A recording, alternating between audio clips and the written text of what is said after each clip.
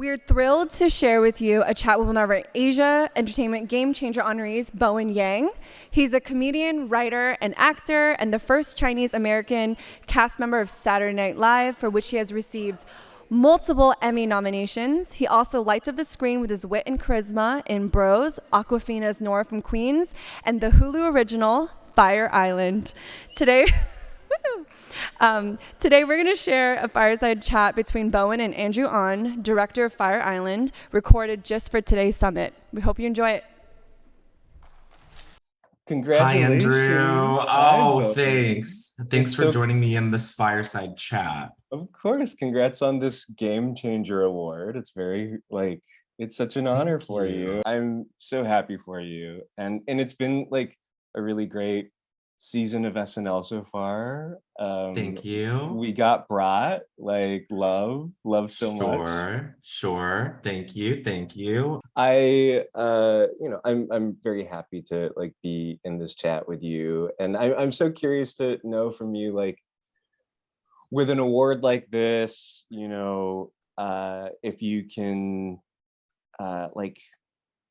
take a moment, right, to reflect on your career. I feel like, both of us, it's, I hope we're early in our careers where we're kind of go. Yes. Now that you can have this opportunity to step back, how does it feel to think back on what you've accomplished so far? I am generally allergic to like my own sort of like looking back on my own stuff.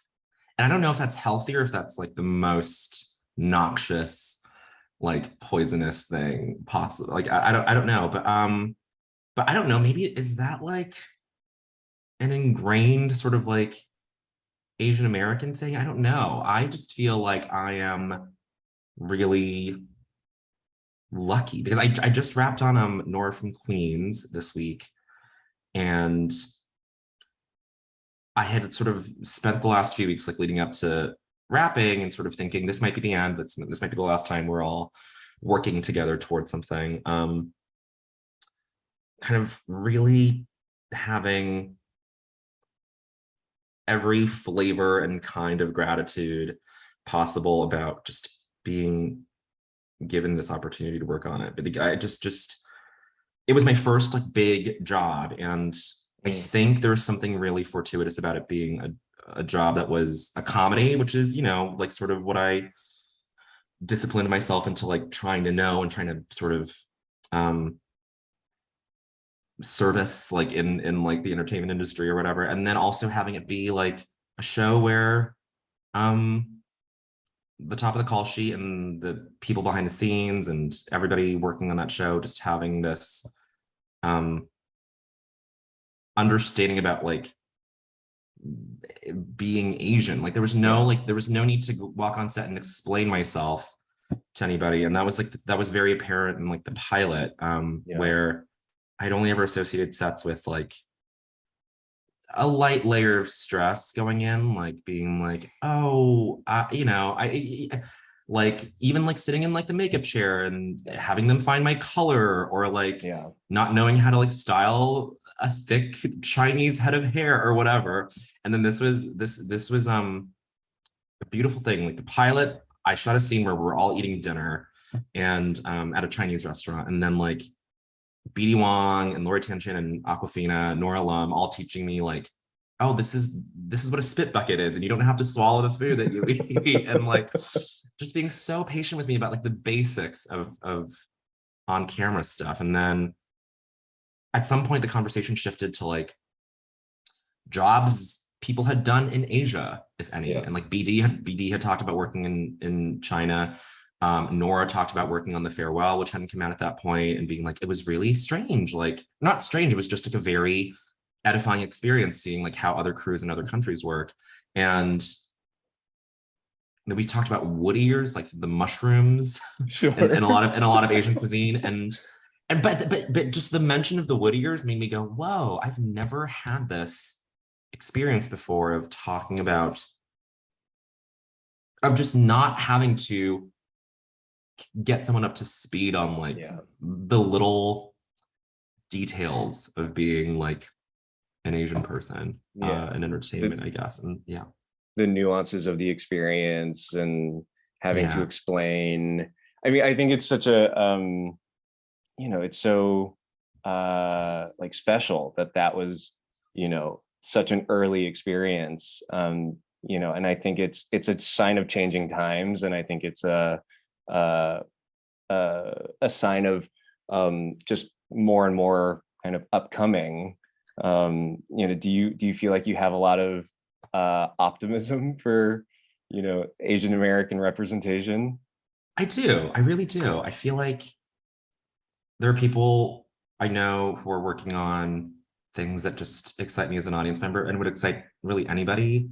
And they are sort of, and I feel the same way about Fire Island, where we all got to do a project that just sort of happened to have these Asian stories and these Asian characters, but that like we're able to resonate with everybody. And I feel like there is something nice about negotiating like what is universal and what is specific about those things. And I do have optimism, and I feel like, but the thing that I reflected on with working on Nora from Queens was that like I feel like that is the best blessing for me to like move forward and like understand, like I know what it can be like. I know that it can work. I know that everyone on that set treated each other with patience and kindness, and I had 0 bad days. And I'm like, that is this little North Star that I can sort of hitch all my like future visions on, is just to be like, oh, it can be a version of this. Yeah. And be great. Yeah, I think that's really, it's so important, I think, for people to have an experience where, they're on set and they're not like the only one, or, that they're being tokenized. Like, because I think if you get to collaborate with, other Asian Americans, other Asian people, it just, feels so much more organic, and it's also just more comfortable. And I think there's also just there's so many stories within the AAPI community that are left to be told, and it's such a rich culture that I feel like it's like, yeah, like, why can't we be a part of those? Why can't there be more of those? Is a big kind of philosophy for me. It's Yeah. why I wanted to do Fire Island. Like, I wanted to do Mhm. Fire Island because it was, you and Joel. Like, it was an Asian American gay friendship story that like, I just was like, there's so much stuff to talk about here that I think has been undermined, like, Yeah. and so, that was a huge part of my excitement for it. Like, I didn't care if other people saw it, which is maybe not something I should admit, but like, No, I feel the same way. I was like, we did it. Like that is its own yeah. wild accomplishment. Yeah. Sorry, I cut you off. No, it's good. I mean, like, I I'm so curious to know, like, after, like, more than a year now since we shot Fire Island, like, what's your kind of recollections of it? Like, how do you think back on it? I think back on it so fondly. I feel like I feel like I will be processing it for probably the rest of my life, the rest of my career. I feel like it I started to take for granted the fact that it was this queer story directed by an Asian person, Asian people up and down the call sheet. I was just, and then I think that is both a good and a bad thing. Like I shouldn't have taken it for granted, and I feel like that is the healthy sort of perspective on it. But the fact that it started to, the fact that it sort of felt like it was unremarkable was really exciting to me upon realization, because it was like, oh, this is there. I feel that there is so much support and care threaded into like the making of this, and that will hopefully translate to the finished product. And to have you sort of steward the whole thing, I was sort of in awe the whole time, because you and Joel were really, Joel Kim Booster, were really problem solving at every turn, and just being so considerate, and just putting so much thought into every frame and moment. And it was a really, I mean, that is, I like to answer your first question. When I am reflecting on like career stuff so far, even though we're both early on, I feel like I can't believe I lucked out in all these ways with Nora, with working at SNL, and with doing Fire Island. I'm like, anybody would weep at just any one of those things, and I somehow I stumbled into all three of them. And Fire Island, yeah. Do you really feel like it's been luck? I mean, are you at that point where you can also like pat yourself on the shoulder a little bit and be like, yeah, like I did this, like I'm good at this? I think it's I don't think so. I think it's still luck. I feel like the best thing you can do when opportunity comes is to like rise to the occasion, and like put, like, that's when the work starts, maybe. Yeah. And like, of course there's all this development that comes before that, but for me, like I really had to like key into it like as I was doing it, and I think that was like, that felt like the most fruitful sort of learning environment for me. And yeah. Is it weird to like, I mean, like, to talk about comedy when like Fire Island was like maybe the most dramatic role you've done so far? Like, yeah. And well, but it is like, the movie is ultimately still a comedy, I guess. yeah.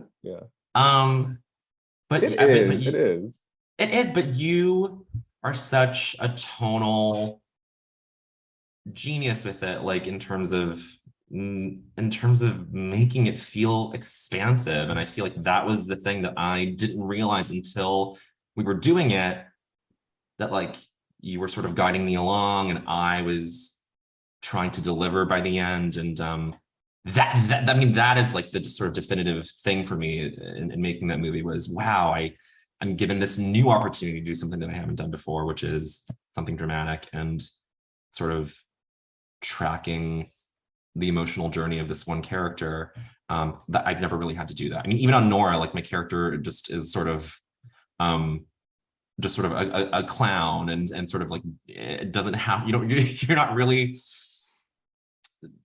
just like zeroing in on how he's doing emotionally in the sort of grand scheme. But yeah, I mean, with Fire Island, it was so I'm so lucky. This is all this award means to me, is that I'm lucky.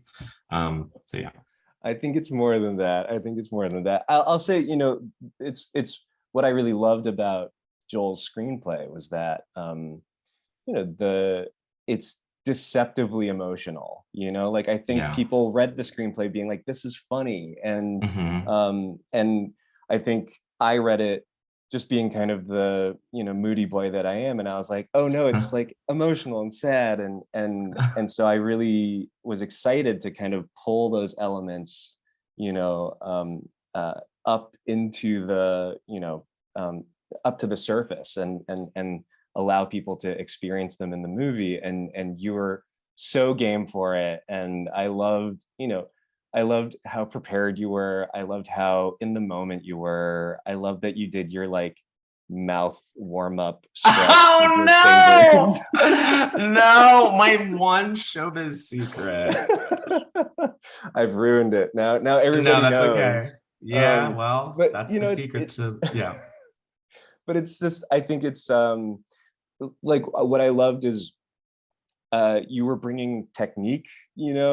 I think I don't know if I've ever told you this, but there's that line in Fire Island where you say to Joel, it's like go do something useful and dent these cans so we can get a discount.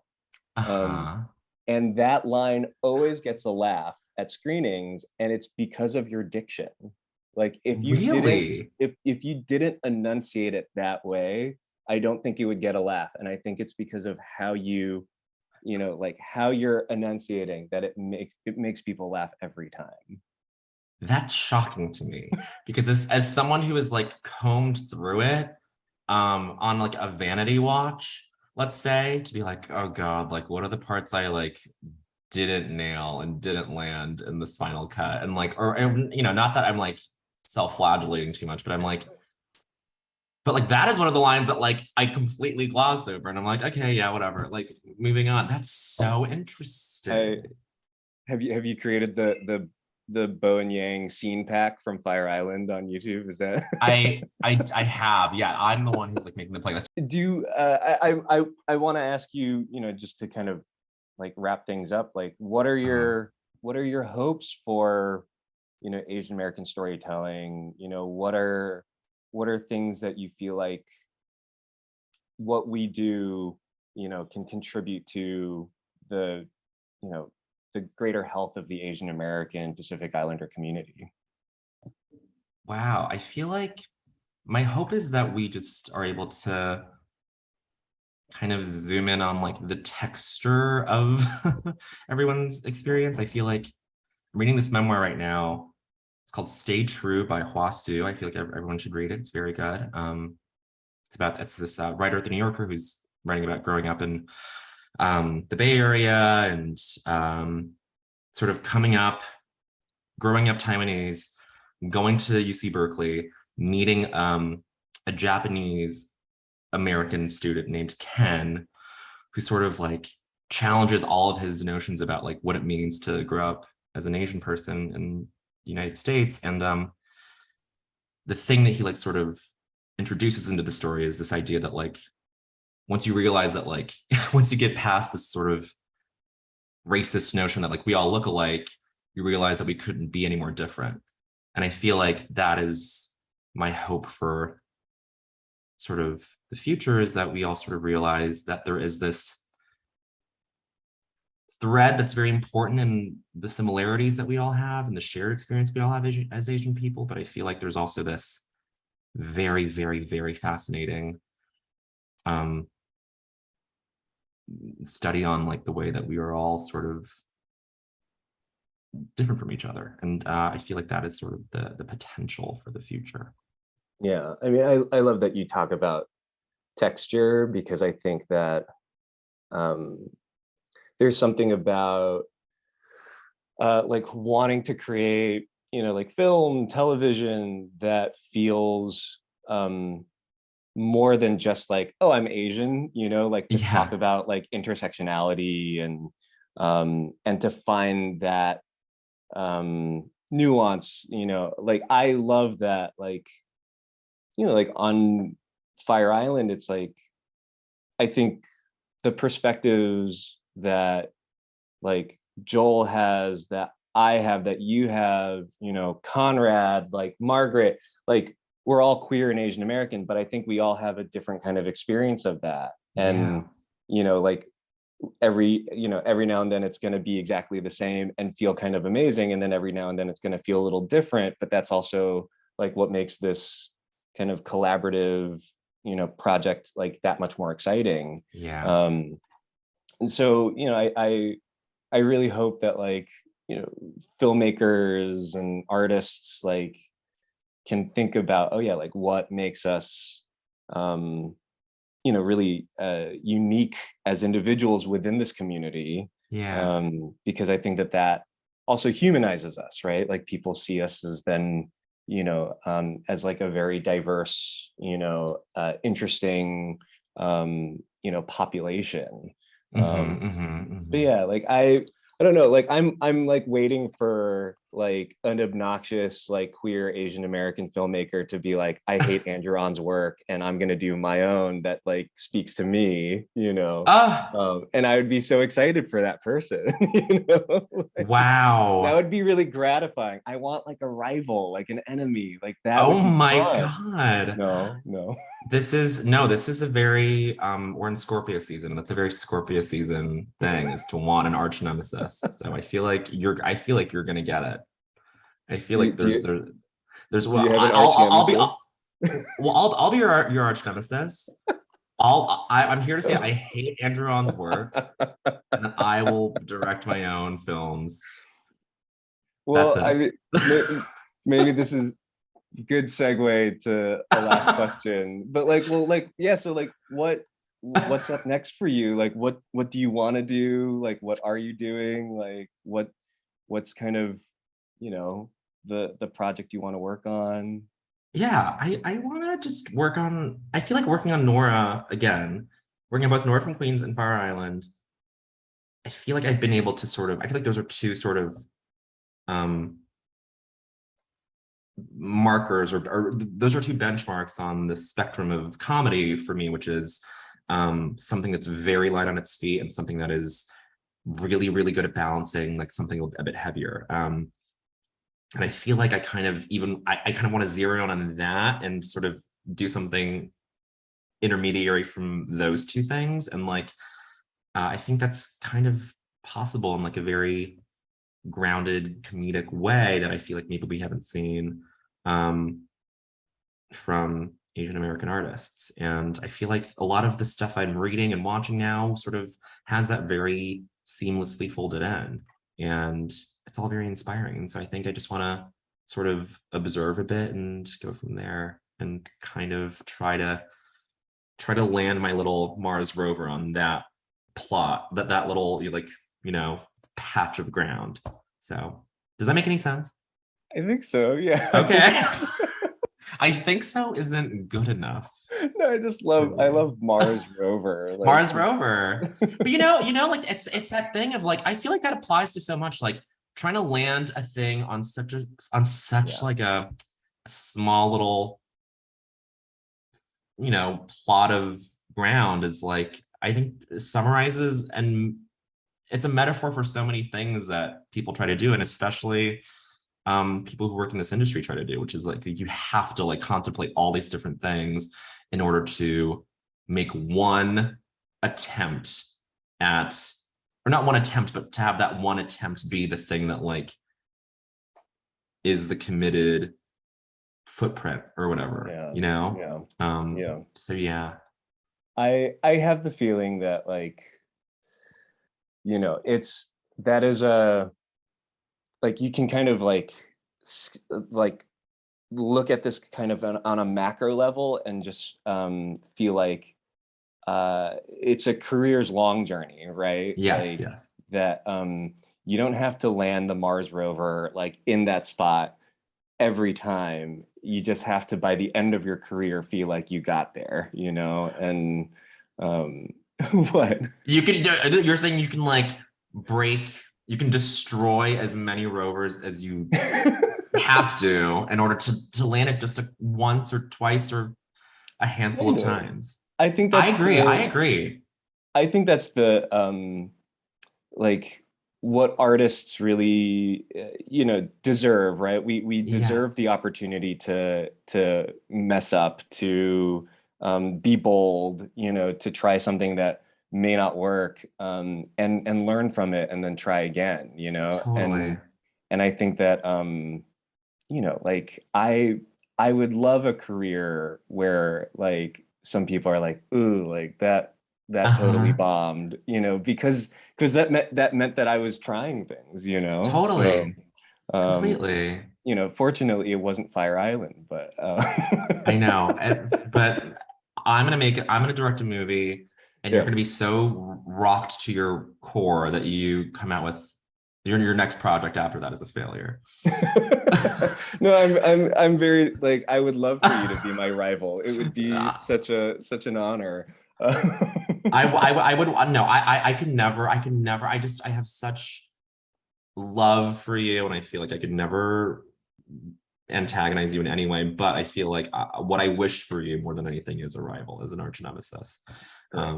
But with what you're saying, just okay, this is the thing I would love to end on, which is this thing that BD Wong would tell me, which is like, I think he was able to glean that I was always being asked these questions about like, why did it take so long for a show like SNL, for an institution like SNL to bring on like a fully East Asian cast member? And it's sort of an unfair frame because you kind of scope it out to like the entertainment industry at large, or Hollywood at large at least, where it's like, you know, the question should be like, why hasn't there been like a developmental track for any Asian person, AAPI person who wants to get into comedy, to have that be an inevitability that they end up like where they want to be, you know, like to have it be inevitable that they end up on a place like SNL. So that's the thing that like I hope for the future, is that it becomes inevitable, you know. And I think that's what you're saying too. It's like, even with a failed project, or even with something that like does not succeed, like it's still inevitable that APIs can like make work that, I don't know, like lands in that little receptacle of like everybody's beautiful work about an Asian story, you know? Yeah. Well, I think that you are creating an infrastructure, a path for others to follow, and I'm just so are you. Thank you, and I'm just very honored to, you know, call you a friend, and to have worked with you, and hopefully work with you again. I hope so too, Andrew. Yeah.